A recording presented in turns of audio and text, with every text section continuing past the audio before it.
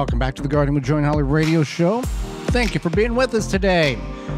Farmers Defense has what you need to make your farm or garden more accessible and easier on you, your body, and your mind. Yeah, farm and garden in the ultimate comfort. Farmers Defense has lightweight and durable sleeves made to protect you against the elements while farming, gardening, etc. Farmers Sleeves offers unparalleled protection of arms and skin for any farmer, gardener, outdoor worker, harvester, etc. Say goodbye to irritated skin and sunburns in the garden. Their sleeves offer cooling comfort and protection against the elements outdoors.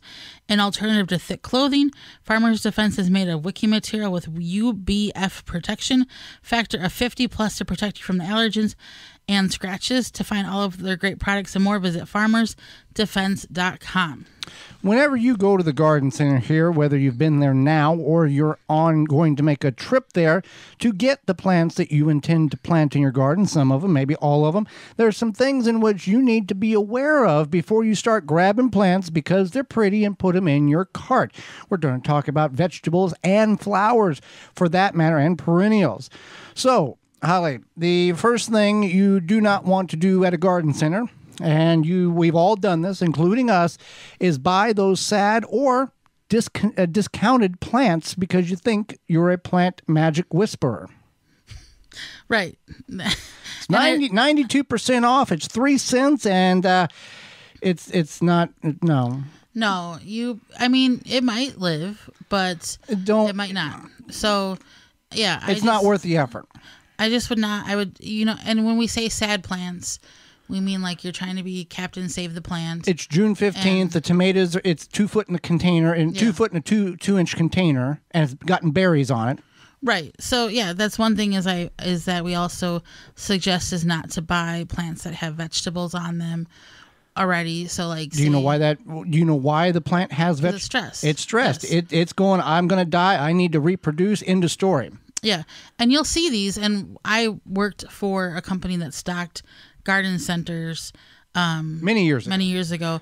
And now you can say that with like telling stories. Many years ago. And my manager of the stocking company was like, I worked for the flowers, but then the vegetable people would come and stock, and she would call them the point of purchase plants because people would get excited. They would see that the tomatoes, the money beet, the money beet plants, the money beets. They would see the tomatoes on the plants, and they would be like, "Oh, I'm going to buy this because it's definitely going to produce all the tomatoes." And basically, these retailers, like, not that they don't care, but they know that people are going to buy them. Now, just like they would buy these forced sunflowers that wouldn't last for now. These are not. This is the 3 or 4 inch pots that's got like your transplant. This is not the 3 or 4 gallon pot that's got the cage around it that the tomatoes are in full size and are blooming and got fruit on. That's different. You're paying $40 for that. Don't do that either. But that's another topic for another day. It's just like Mother's Day was the biggest weekend. Yeah, and people would come and buy those hanging baskets, and they would. I swear they would mark them up and then put them on sale. Yeah. That's not just plants. That's all. That's all companies. Right. Well, just if you're gonna buy a hanging basket, I would wait until the week after Mother's Day. The big box stores, they'll jack prices up and then put them on sale, so it seems like you're getting a good deal. Right. Disease plants. Now, how do you tell if a plant is diseased? Well, you would look at the leaves. Discoloration of leaves. Yeah. Under the leaves, pick the plant up. You're buying this baby. You need to examine it. Pick it up, look at under the leaves because that's where the bugs like to hide, the aphids. If you're looking at a fruit tree, you're looking at potentially scale. So you're wanting to look around the leaves. Are the leaves sticky? Are they in a position where that they shouldn't? They're doing something, or they look in a way that they shouldn't look compared to what they're supposed to look like, or the other plants around it. So you keep that, or if you see bugs or things flying around. Now, that doesn't mean having a few insects flying around is not a detriment to the garden center or to the potential purchase of the plants in which you're buying. That simply means that garden center is conscious of the environment, and they're not soaking the plants down with harmful chemicals to eradicate anything and everything. They understand that there is a little bit of a balance, and a few bad bugs is okay because you got a few good bugs. It's whenever the plants are infestated with bad bugs that's when you have the problem. That's when you have the problem. Right. And that's And that's what you want to keep in mind is that if one leaf is yellow, that's okay. That's but common. It's when you see a whole bunch of leaves and then you look underneath and then it's swarming with bugs. I doubt it's swarming, but you see things some are bugs, crawling around in the soil. And then even if you say you get past that, Yeah. and then you're like, is this plant okay? And then maybe you take it out of the pot a little bit and you see that the roots are mushy or Soggy. Yeah. You don't want that. You want to keep in mind that. And when people, it's okay to do that. It's okay to gently caress the plant and remove it from the canister, the container that it is in, so you can see what the roots are doing. Because it's easier to say, hey, not going to buy that, than take it home and pay your money and then go, oh, I got a bad plant.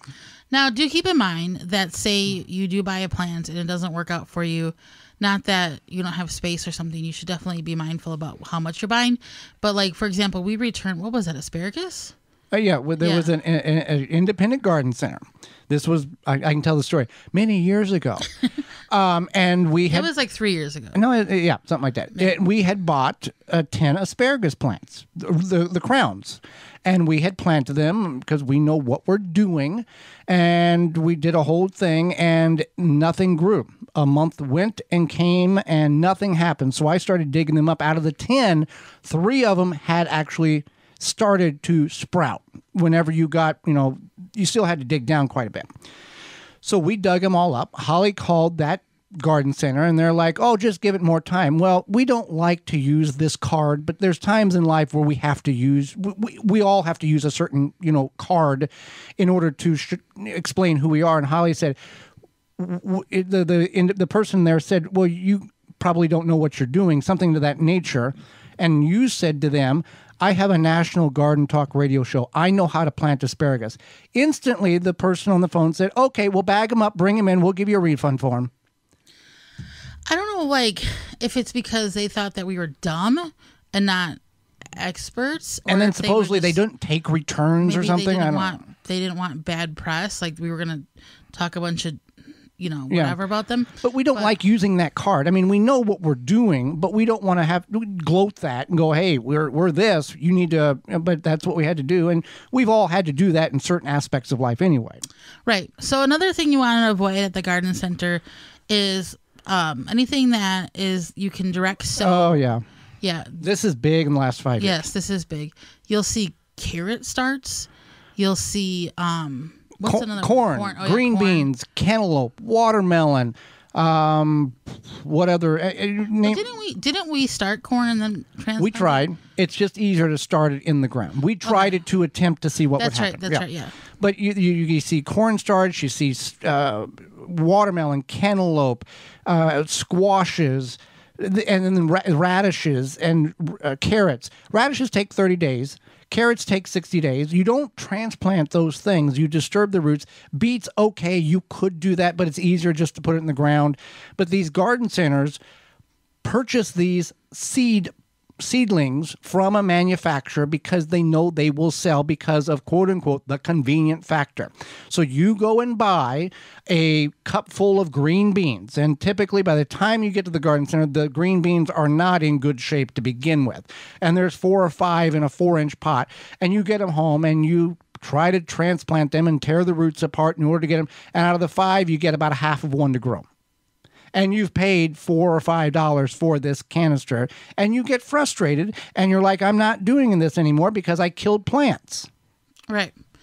And you didn't kill plants. You were set up to kill the plant.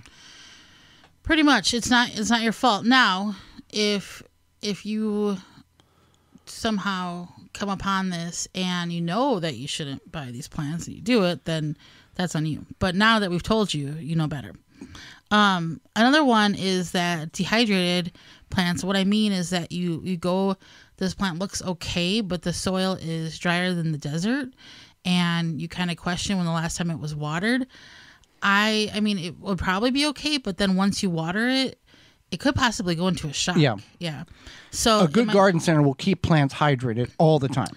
Right. So, but a lot of people do buy plants off of corner plant stands, etc.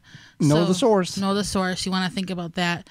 Think about where that plant is coming from, and also definitely look for any sort of signs. And that's of why we say sad plants. that's why we say go to an independent garden center, because the independent garden centers in our area, they know what they're talking about. And if they don't know the question, they know to go to the next person in line, because there is 4 or 5 or 8 people on staff, and they have the overall knowledge that one of them is able to come up with that answer for that question that you have. And a good independent garden center, we're not talking about the big box stores, we're talking about mom and pop garden centers, which are hard to find in some places. They're not going to sell you a plant so they feel good about getting your $10 or $15 or $20. They are more keen on making sure you get the right plant or no plant than purchasing the wrong plant and getting your money and saying, "Oh, good luck, we got your money," because those people don't last too long.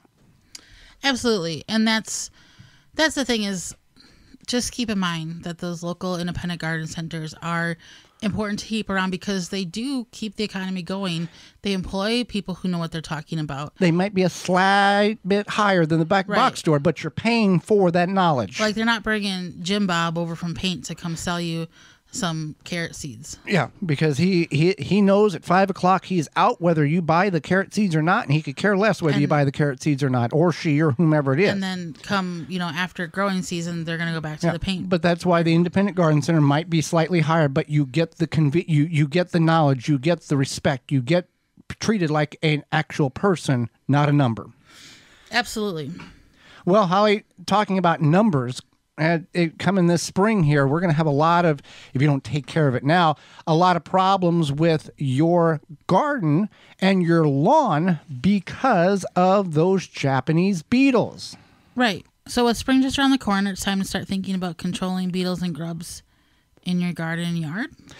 Not a grub gun can be applied directly to the turf or around ornamentals to control the grubs and lessen the impact that the beetles have on your lawn this summer. Easy to apply from a commercial spreader or irrigate right in the soil. It is biologically specifically targeted to grubs and beetle invaders without harming those beneficial insects like bees, butterflies, and ladybugs. And the best part, Holly, about this is it's a non-chemical. It's non-chemical. That it works. For more information, go to phyllombioproducts.com. That's PHYLLOM bioproducts.com. And use Garden Talk 10 as a coupon code to save 10% off your order at phyllombioproducts.com. For more information, please visit thewisconsinvegetablegardener.com.